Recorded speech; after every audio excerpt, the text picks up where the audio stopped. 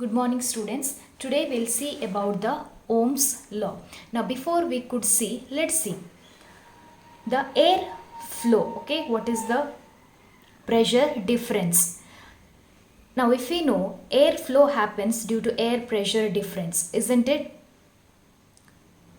If you see the wind blows from high to low to equal out difference in pressure. Okay, from high to low the wind blows. Even if you see water, where the water flows from high water pressure region to lower water pressure region. Even heat, isn't it, from high to low, wind blows from high to low to equal out differences in pressure.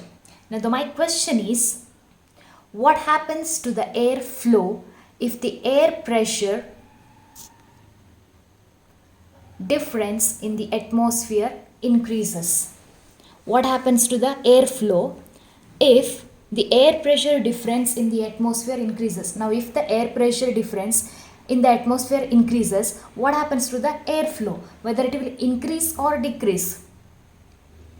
It will increase. Okay, if the air pressure difference increases, even air flow also increases.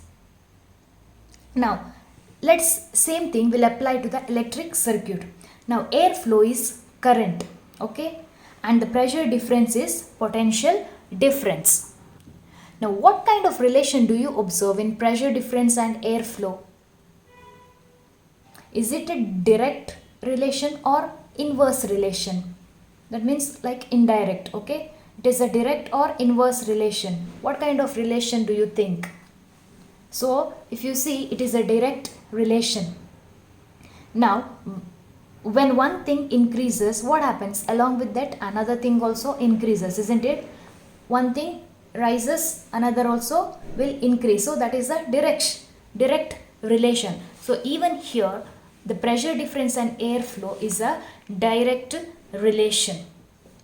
Similarly, let's talk about the electrical circuits. Now if you see here, I have two batteries of electrical potential difference, that is 6 volt and 10 volt. Okay, imagine there are two batteries of 6 volt and 10 volt of potential difference. Now in which one of them the current will flow more? In which one of them the current flow will be more? Is it 6 volt or 10 volt? So easily you can tell it is 10 volt, isn't it? So that is the Ohm's law. Okay, that is the Ohm's law, and it was given by Ohm.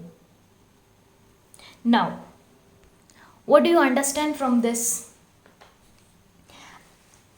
If you see, as air flow is directly related to pressure, likewise current is directly related to potential difference. Remember, current is directly related to potential difference. As the potential difference across a circuit increases, even current also increases. If the potential difference decreases, current also decreases. So the current flow in a circuit is directly proportional to the applied potential difference. That is called Ohm's law. Okay, the current flow in the circuit, it is directly proportional to the potential difference, the applied potential difference. That is called Ohm's law. So if you see mathematically, so if you see here, current is directly proportional to potential difference, isn't it? But in your textbook it is given potential difference is directly proportional to current. It is not one and the same. Okay, theoretically it's not same.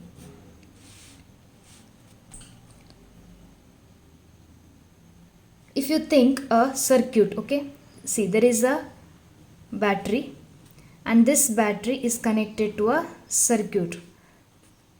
So current is moving. Now let's think this is a 6 volt battery. Now what if I change the current here? If I change the current, what happens? Think initially it was 10 ampere. Okay, but I have changed to 5 ampere. But will that change Okay, will that change potential difference of the battery? Even though I change the current, will potential difference will change? No. If you see, current is always dependent, okay, whereas potential difference is independent. So current dependent on the potential difference.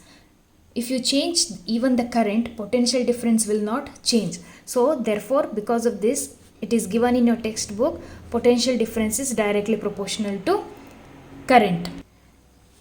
Now, in order to find the formula for Ohm's law, here I need to write equal to, isn't it?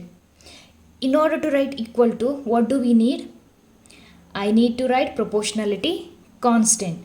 So V is equal to I R. R is your proportionality constant, and this R we call as resistance. Okay, remember, potential difference is directly proportional to current. So V is equal to IR. R is a proportionality constant. It is nothing but resistance. So we get V is equal to IR. Even I can write this as R is equal to V by I. Remember, the SI unit of resistance is ohm. Okay, this is ohm. Remember, the SI unit of resistance is ohm. So as you see here, as resistance increases, the current decreases since they are inversely proportional. Okay. How they are inversely proportional, we'll see.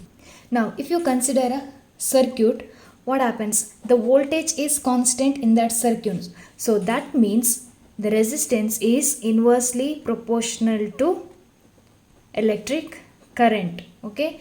Resistance is inversely proportional to electric current. That is nothing but, if resistance is more, okay, resistance is more, what happens? The current will be less. Okay, if the resistance in a conductor is more, the current will be less. If the resistance is less, then the current is more. So we can tell that resistance stops the flow of current in the conductor. Okay, resistance stops the flow of current in the conductor. So that is given here. Resistance is the opposition to the flow of current, and the SI unit is ohm. So remember, as the resistance increases, the current decreases. Since why? They are inversely proportional. We'll study in detail in the next class. Next, if you see, how much current will an electric bulb draw from a 220 volt source if the resistance of the bulb filament is 1200 ohm? So you have to find out the current in an electric bulb. Okay. So if you see here, the volt potential difference is given, that is 220 volt, and the resistance is given 1200 ohm. What you have to find out? You have to find out the electric current. So in order to find it, let's write I is equal to V by R. So what is V? 220, whereas R 1200. So what is your answer? 0.18 ampere. Now the second question is, how much current will an electric heater coil draw from a 220 volt source if the resistance of the heater coil is 100 ohm? So the question is same as it is. You have to find out the current. This is your homework. V is given and R is given. Find out I.